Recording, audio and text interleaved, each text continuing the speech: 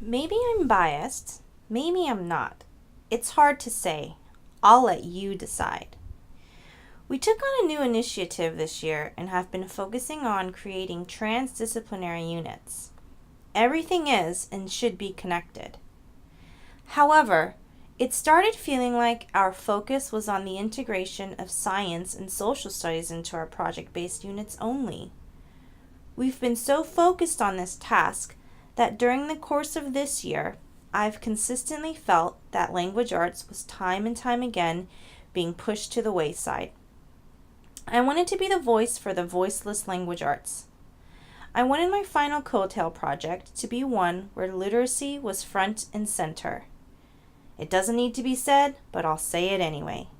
Nobody puts language arts in a corner. Here are the ELA Common Core state standards for this project.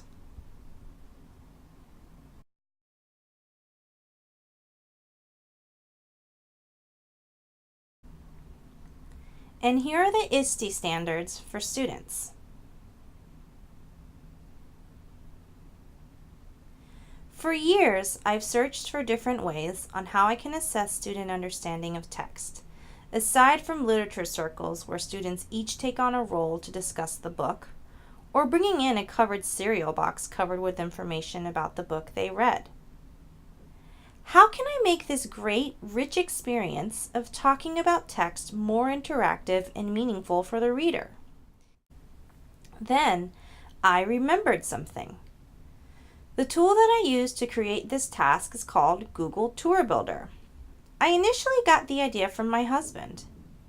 A few years ago, one of his gifts to me, it must have been a Christmas gift or something, was a tour of all the travels we went on together during the course of that year.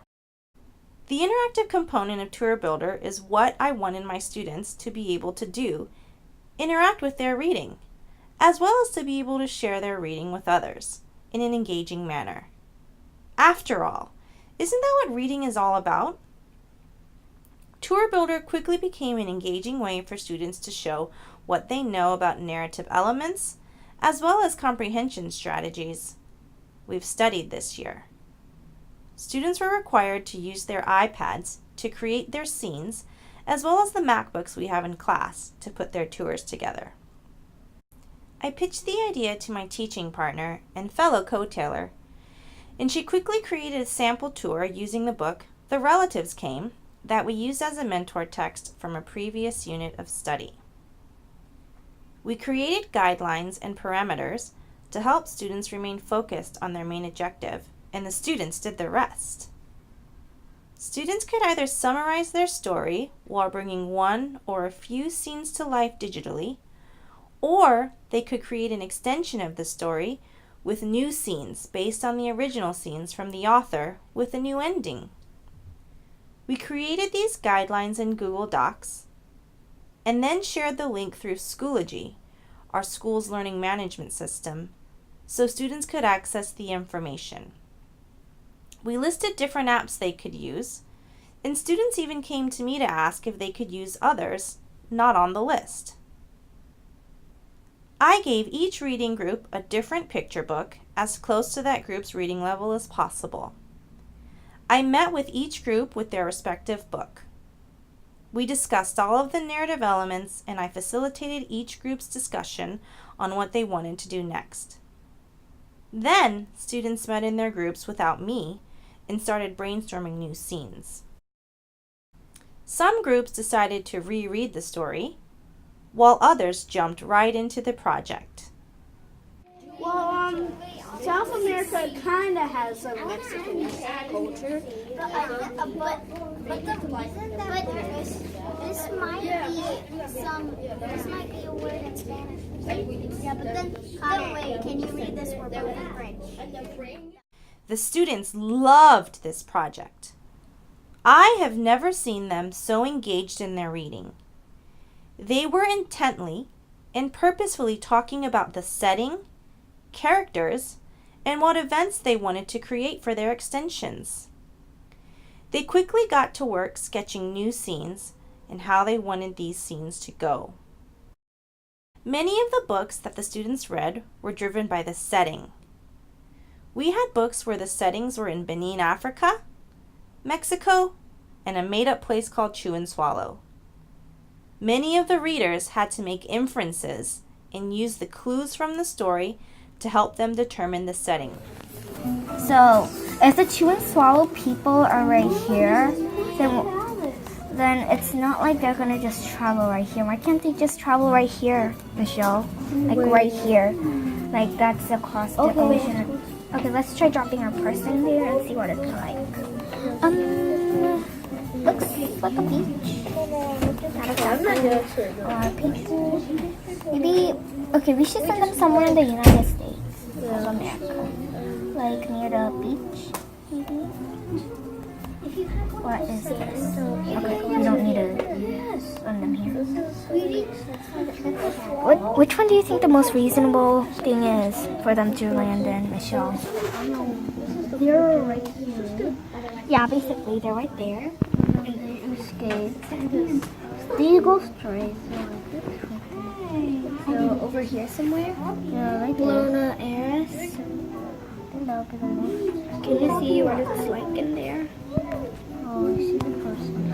Okay, so this is a dock, so they might be able to land right here. Right? Like hold on. It's okay.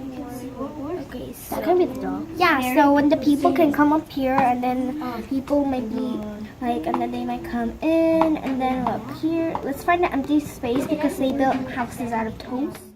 Reading their reflection blog posts was an eye-opening experience for me. One student said, "I learned a lot because it's easier to learn when I have fun doing it." Another student shared, "I think me and my team worked hard and had fun working on our project. Even though we sometimes fought and argued, I think we had a lot of fun." This activity helped me a lot on understanding the story of the book, because usually when I read books, I'm not good at remembering the story. But this time we had to read the book, and of course, we had to remember the story to do the project. So this really helped me stretch my skills on reading and memorizing the story. Students were so proud of their final tours. They were shy when presenting to the class, but part of that had to do with hearing their voices on screen in front of everyone. Their reflection speaks volumes to the outcome of this project. I'm pretty sure that if I'm tired of the same old way to report our readings of text as a teacher, then students must be tired of the same old book reports too. Instead, they were able to use what they know about making inferences, setting, and characters of a story to create their own. If I were to do this same project again, I'd show my process of creating new scenes and recreating a scene from the story to bring it to life digitally through a screencast. Some of the students seemed to struggle with the kind of content to include in the scenes they created, as well as including appropriate dialogue. Through my coaching and showing them work samples, they were able to eventually get this idea. If I modeled more, this wouldn't have been an area of challenge for them. I learned that modeling must happen in every subject area, not just during the mini lesson in a reader's or writer's workshop. The great thing about Tour Builder is that it can be used in many different ways and across subject areas. We could also use this in our new unit of resistance, as we learn about the different ways that countries have solved conflicts in the past and how they're currently solving conflicts.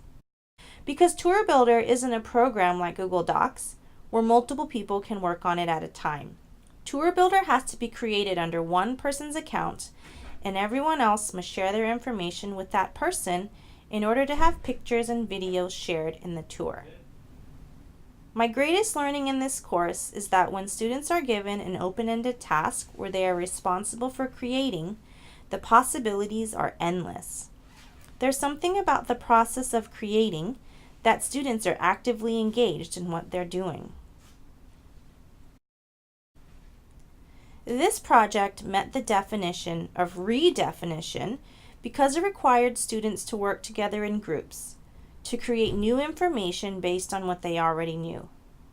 They used animations and sketching apps to make new animations or sketches, then voiced the characters to describe what was going on in each scene. Students had to share their scenes that they created on their own iPads with one another by uploading these scenes onto YouTube. From there, they used the class MacBooks to email their YouTube videos so that these could be included in their tours. They uploaded their completed tours into their blogs and reflected on their learning. I posted reflection questions on Schoology and wrote my own example of a reflection I wrote, so students had a model to refer back to as they wrote their own reflections. I started COETAIL thinking that redefinition was next to impossible, but I am starting to understand that with planning, collaborating, and researching, anyone can redefine their units.